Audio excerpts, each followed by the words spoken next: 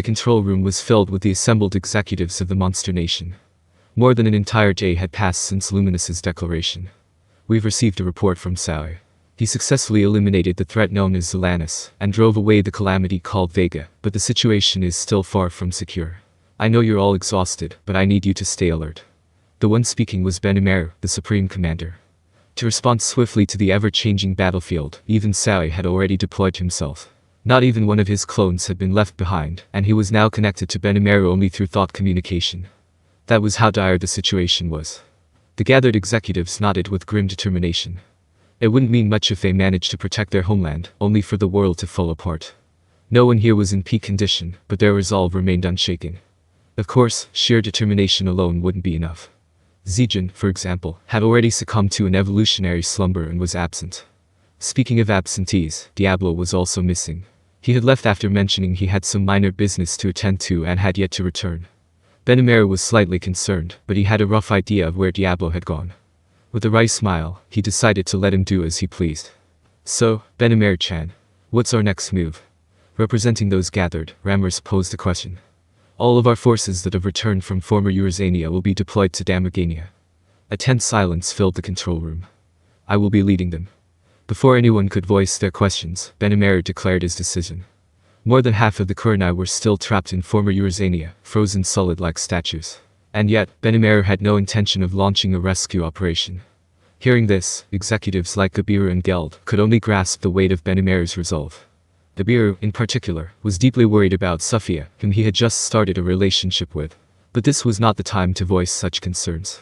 As a warrior, he had to respect Benimaru's decision, which had been made with the greater picture in mind. Geld felt the same way.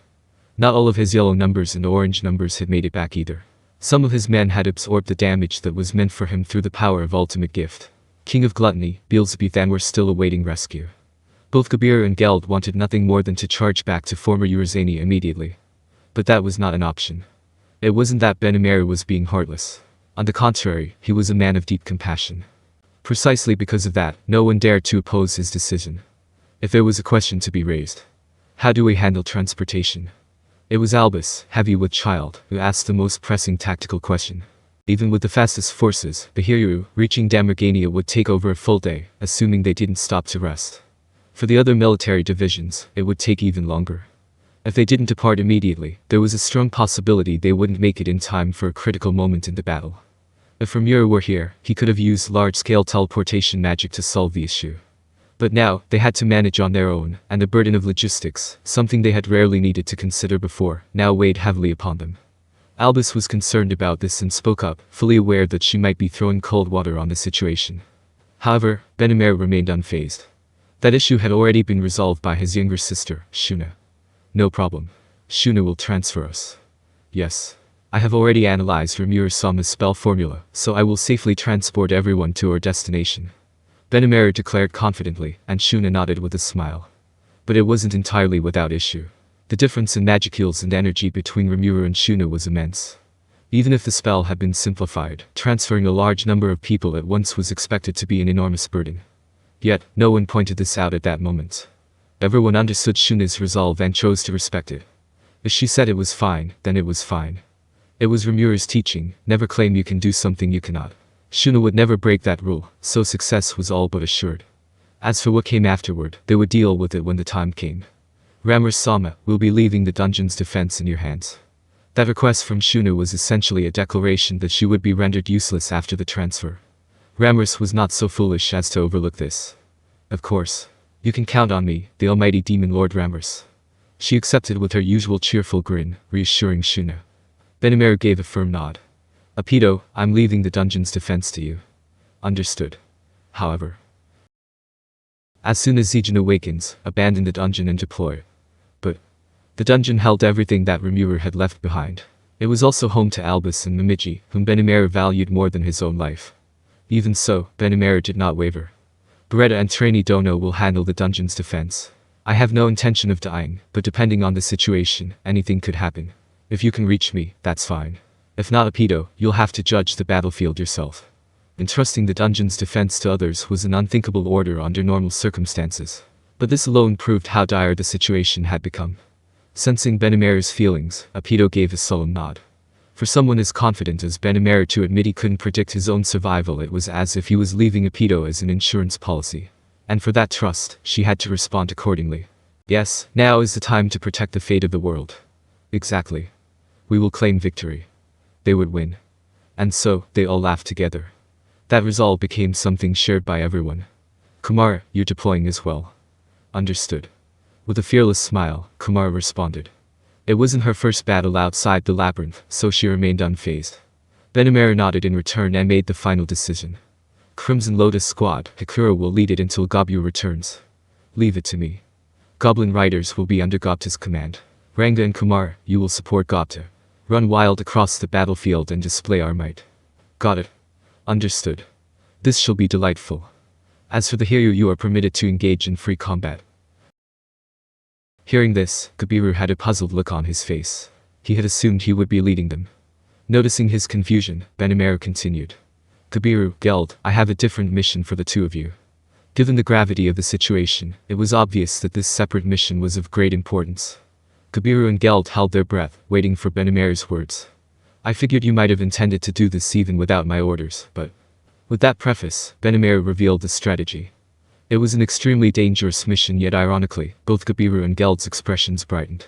Just as Benimaru had anticipated, this was exactly the kind of order they had hoped for. Understood. I will entrust my Hiryu to Ishichi, Sukuru, and Kakishin. Oh, leave it to us. Indeed. Gabiru-sama, do your best. Seeing Gabiru brimming with enthusiasm, his three closest subordinates accepted the task in their usual manner. And because it was business as usual, success felt almost assured. Geld, too, responded. Even if this mission leads me to my death, I shall see it through to the end. With a sharp exhale, he declared his determination. Even though he hadn't fully recovered yet, he brushed off his own condition as insignificant. Thus, roles were assigned to each member of the counteroffensive. Crimson Lotus Squad over 100 warriors. Hiryu 100 warriors. Goblin Riders 100 cavalry. A total force of over 300 fighters, led by Benimaru, prepared to depart. With Zijin still in slumber and Apido staying behind as the communications officer, all other members of the 12 Guardian Lords had been mobilized. Never before had the Labyrinth's defense forces been reduced to such a low level. And so, everyone deeply wished in their hearts that such a thing would never happen again. Jahil was deep in thought. What was the correct move to make from here? Zelario's betrayal was a painful blow. There was also the Zelanus, but he was in existence far beyond Jahil's ability to handle. To begin with, it was questionable how much Jahil could truly trust Feldway. Even if I follow Feldway, it won't lead to my ear. There's no benefit in that, and besides.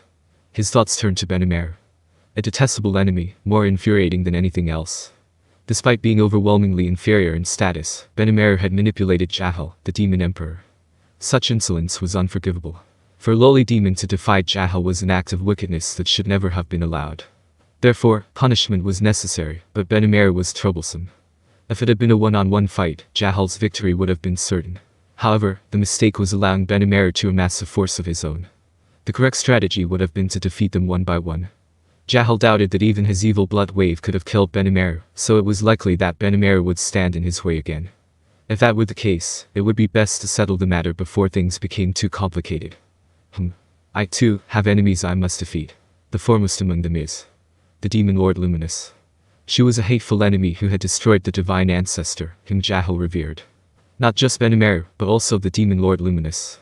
There were many enemies and few allies to rely on. The army entrusted to him by Feldway had been scattered, and now only about 700 remained. This was far from sufficient as a fighting force.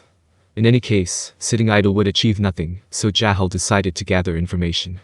He dispatched his subordinates to various locations to assess the current situation. The four warriors Ania, Lobelia, Damargania, the Labyrinth, and Sarian, these 5 places.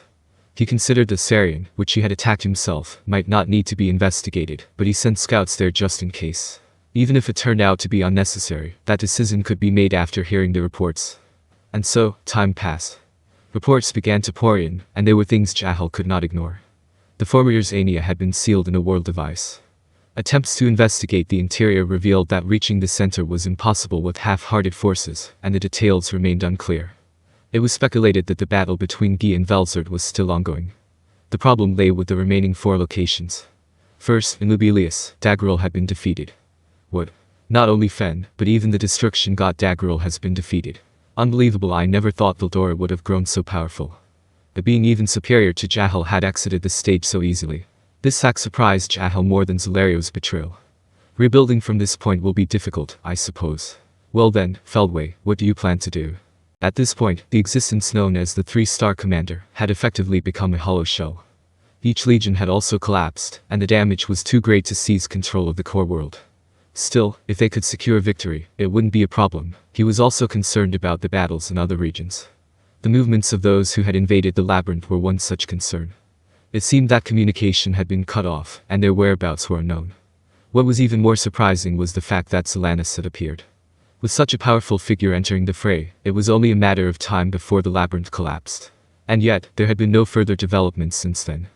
This was a grave situation. And yet, Jahil's judgment was different. No way. Vega is one thing, but Zelanis being defeated is impossible. Even if that Benimaru guy had returned, there's no way he could win against him.